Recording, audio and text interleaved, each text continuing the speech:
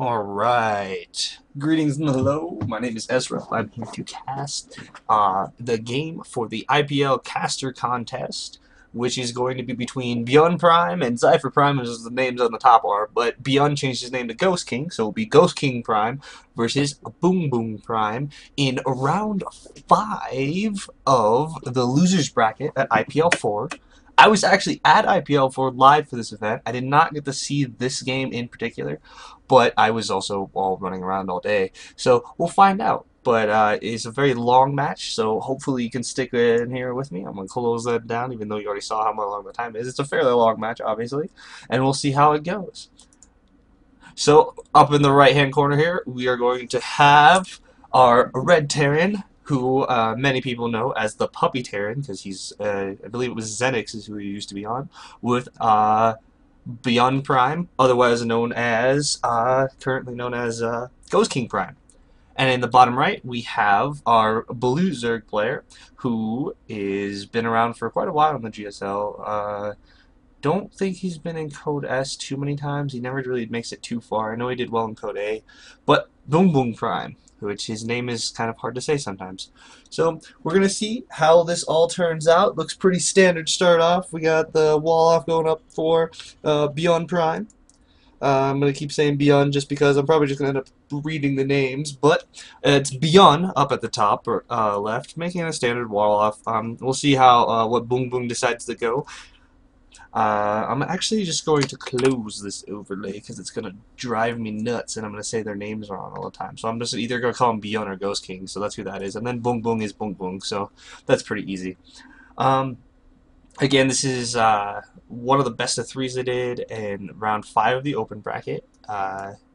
Obviously, we're here on Antigua Shipyard cross positions because cross positions is forced. They do have golds on this. I didn't even realize that, but that's actually kind of interesting. But again, we'll see how it goes. Obviously, forced cross bonds, which is why Boom Boom is sending his overlord across the map immediately. Going with a 15 hatch. Everything looks pretty standard here. There is no gas down yet for Ghost King, so I have a feeling he's going to just one racks expand. This is a pretty good map to do it. I prefer to one racks expand on this map as well, just because it's, I mean, especially on forced cross bonds, you have lots of space to go through. You don't have to worry about anything. Gas going down right after that hatchery for Boom Boom. Boom Boom will probably be throwing down his spawning pool here shortly. Yep, there it goes. Everything looking pretty normal. And he is going to add... He's going to add the second depot for the wall off. It does not look like it. Nope, he's just going to go the one depot into command center.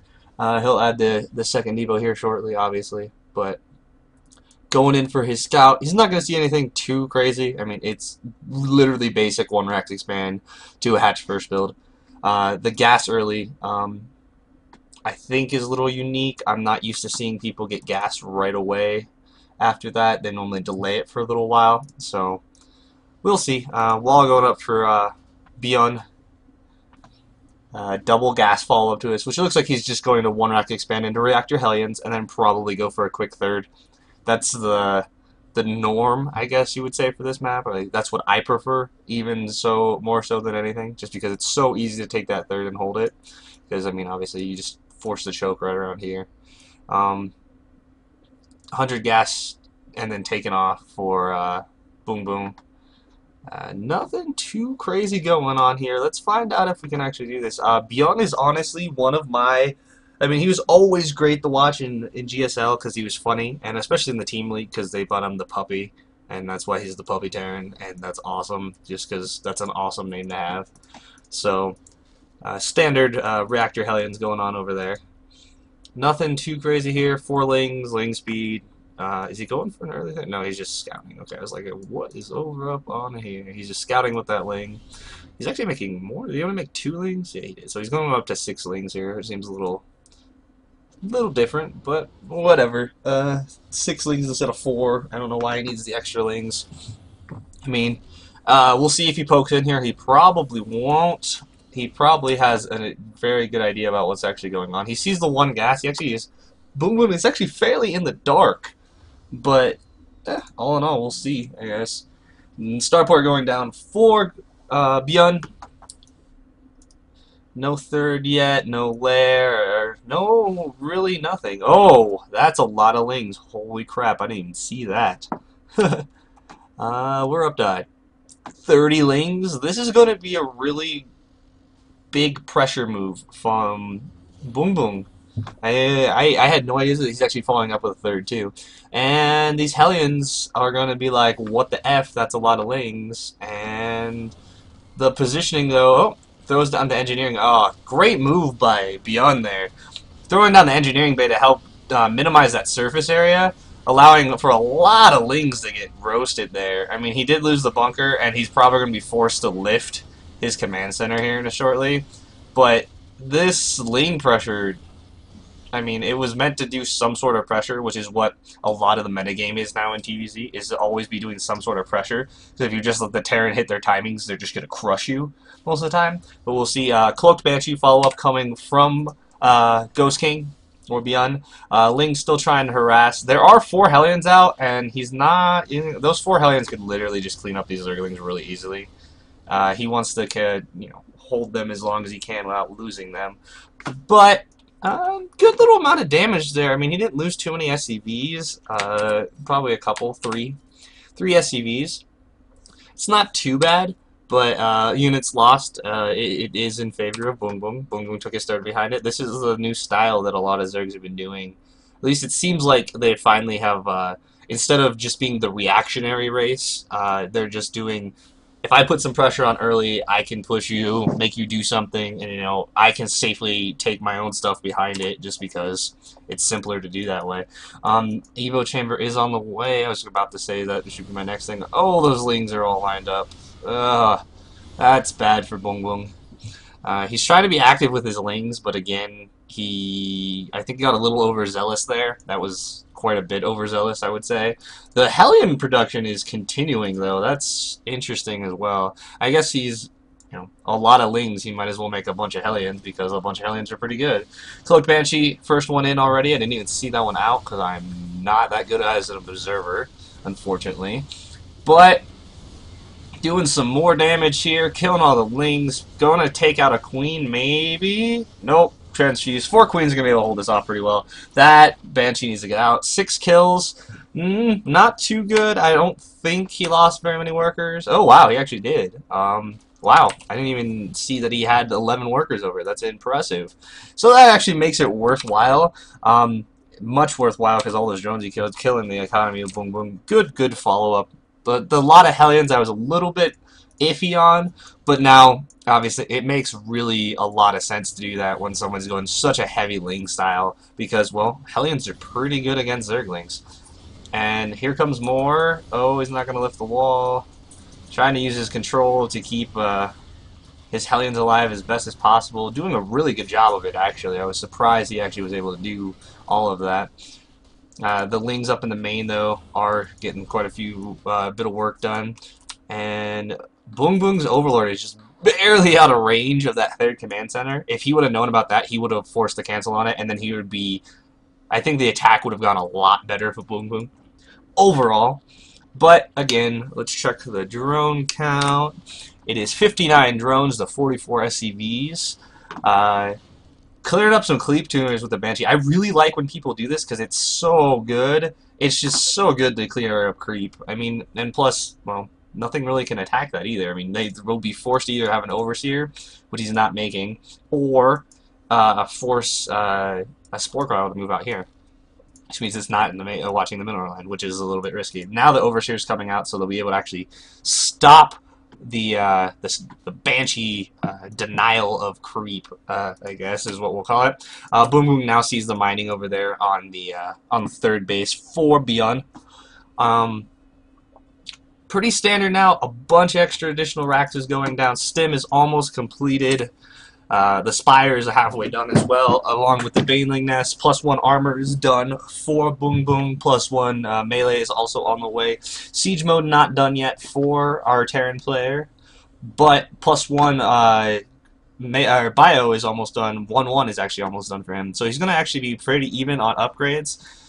He's going to have to probably make some defenses out here eventually, just to really secure his third base. Banshee's still doing some work, clearing up a changing right there, just keeping things kind of on lockdown a little bit. He is moving out because I believe he now knows. Yeah, of course he does. He has control of the tower. He knows the big speedling move out is coming. We'll see what really happens here because Siege is not. Oh, it is done. I was like, it's not done yet, is it? Yes, it is. I'm looking at the production. I actually have to glance up there real quick. Gonna lose a couple workers here, but overall he is gonna just clear this up real quick. Like Stim is done. Stim Marines with 1-1, just finishing right at the right time, just crushing through that. Combat shields on the way. Mutas, we have 6 mutas on the way. Actually, there's already quite a few out, so we're gonna have 1, 2, 3, 10. So he's got 16 mutas is what he's gonna have, and there are no missile turrets anywhere to be found in Beyond's base. There's actually not too many Marines. 23 Marines are okay. They are 1-1. But this is going to hurt a little bit. Actually, this is going to hurt quite a bit. Good lift off there to bring some Marines over, forcing the stim. Forcing Boom Boom out. They actually didn't do any damage. I'm actually surprised by that. Because these mutas could probably take this group. He probably should have waited till the entire flock was there. But it did delay it long enough for Beyond to get that missile turret up, which is a huge advantage for him. Obviously, just surrounding it with repair, and now it's no longer an issue. These mutas have to go because otherwise they're going to die. Tons of lings and tons of mutas out. Up to 18 mutas now. There are 6 medevacs out, which is awesome because it allows you to deny a lot of stuff. Interesting base choice for Boom Boom, taking the main and the top right corner instead of taking the 3rd on the bottom left. Lots of Zergs like to take that because they can just break down these rocks and it's easier for them to move the lings around. But with mutas, it's easier to clean up the drops, so that does make sense overall. Just getting his gases up at his 3rd. He's got 3 turrets up, ready to go. Pretty good going on there. Let's check the production tab here. 2-2 almost completed. +1 flyer armor is on the way. I believe +1 is already done for attacks. It is. So +1 flyer armor on the way. So 1-1 mutas are going to be done here fairly shortly. They are 1-0, but 2-2 Marines are pretty good. So vehicle weapons a little over halfway done. The 4th command center going down. 4th and 5th command centers going down. This one will most likely become a planetary just for the frontal defense of Ling Run-bys and the inevitable frontal assault that the Zerg will always do in these sort of matches. We got going down to the bottom right. Not a whole lot going on. Keeping the drone production up, going to Hive. There we go. That's what I was looking for. Infestation fish with the adrenal glands going down as well. A little stim engaged Marine here. Small group of Marines, losing about half of them to kill 2 mutas is pretty darn efficient. Maxed out Zerg here, though. 194 supply to 177 Beyond, having a very tight tank line here. He seems a little light on the tanks. He's only got 5. But, here comes the big move in. Oh, these banelings, the splits are good, but I don't know if they're good enough because there's just not enough tanks. The splits are done really well. Good pickup there as well. He is going to lose almost every tank. He does hold it overall. That actually was a really bad engagement for Boom Boom. I was like, thinking about it. I'm like, look, I was like, it looks nastier. It looked really bad because he lost like his majority of his force right here. But again, banelings are not cheap, which is something that I always forget to keep in mind. I normally get hit by banelings, I'm like, oh, well, I'm screwed. But no. Oh, if he would have caught those transferring drones. Did he see it? Oh my gosh, did he? No, he didn't. That's sad. Because that would have been just a devastating blow to Boom Boom if Beyond would have seen that. That would have been amazing. It's like lining them up for Marines. Marines kill things pretty quick, so there's no worries about that. And yes, the planet. Oh no, he's making an orbital in the front, and then he's going to take the gold base, obviously, because I don't know. This isn't the map that doesn't have gold bases, so it's a little iffy. That's why most Zergers don't like this map, or didn't for the longest time, because this map becomes extremely unfair with, look, SCVs going over here. Sup gold base, we like minerals, we're going to use them all. So now it's going to be a 4-base to 4-base with, oh wow, there's actually only 1 gas taken. Did he? Oh yeah, there must have been a drop. I must have missed a drop earlier, I apologize for that. Because there's a gas, so guys are over here, that's not mining, and Boom Boom hasn't put it back up yet, which is kind of extremely depressing. Losing a couple Marines and a medevac over there. Good size force for both players. Checked out the unit compositions. Almost 100 Lings, 23 Banelings, 4 Infestors, and 11 Mutalisks versus 6 Siege Tanks, 64 Marines, 7 Medevacs, and 4 Vikings. Did he scout it? I'm gonna assume he scouted it. He didn't. He just is just blindly making Vikings, which is, well, a good idea because, well, most of the time, Zerg players like to go for Broodlords. We got 1 Broodlord, 2 Broodlords on the way, which isn't really a lot. This is going to be the big hurting point for him. He does have quite a bit of gas banked up, almost 600. He used a little bit more of it there to make a couple more Broodlords. But the fact that he did not retake his gas in his main is really going to be a hindrance on the game plan here for Boong Boong. Broodlords might get picked off here. No, good defense there. Good Baneling hits. Deflecting as much as possible for more Broodlords to get out. But there are not a lot of Broodlords here. This is going to be really bad for Boong Boong. Boong Boong is just going to, yep, and there go all his mutas because he just flies them in the Marines because that's apparently a good idea. 3 Broodlords. He is just not doing that well. Infestor energy looks good, though. If he does this well, he's got the Queens up there for Transfuse. Good Fungals, but man, Beyond is just picking Boong Boong apart here. Literally just, this siege tank line is just devastating. It's like, hey, you want to move into me? I'm on the high ground. Good luck. If he had more Broodlords, which he doesn't have the gas for, hence this missing base is hurting him quite a bit, he is just not in a position where he can really push into this. And the moving command into there, he really moving those Broodlords fairly close there. This is the advantage of the high ground. Oh, good transfuse on that Broodlord. Does end up losing it. Corruptor's trying to clear up the Vikings. This is not going to work. Great fungal right there, but couldn't get the follow-up fungal to help clean them up the rest of the way.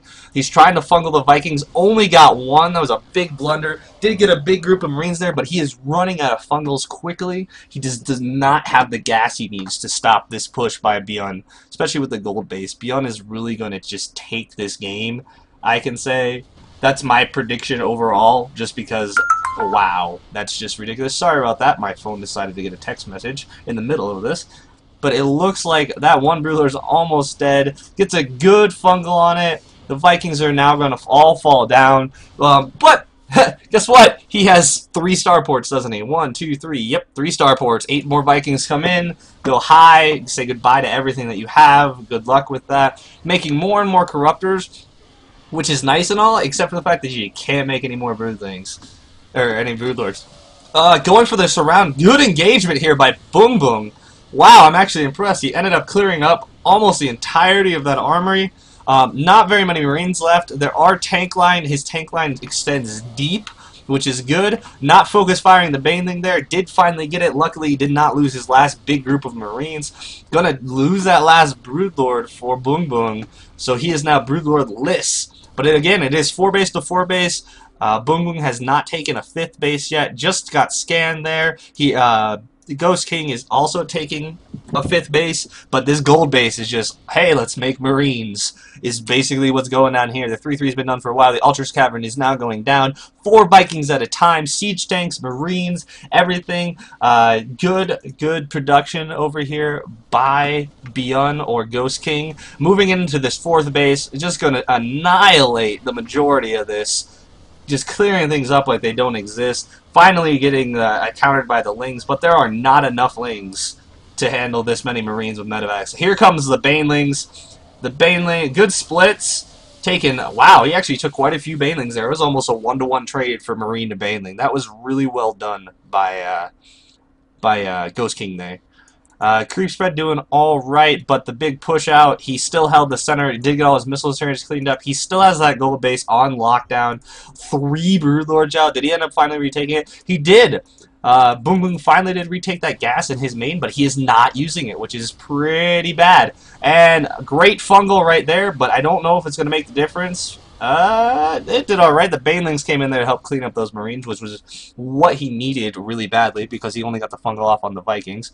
5th base now up for Ghost King here.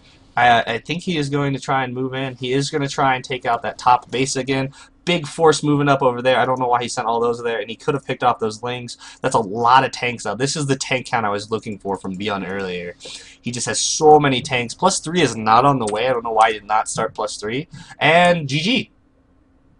Okay, well, that's game, because he got these Marines in there. I'm actually surprised that he just ends it. I mean, it was grim there for a while. It is 186 to 105. Okay, there we go. I must have missed another engagement at some point in time.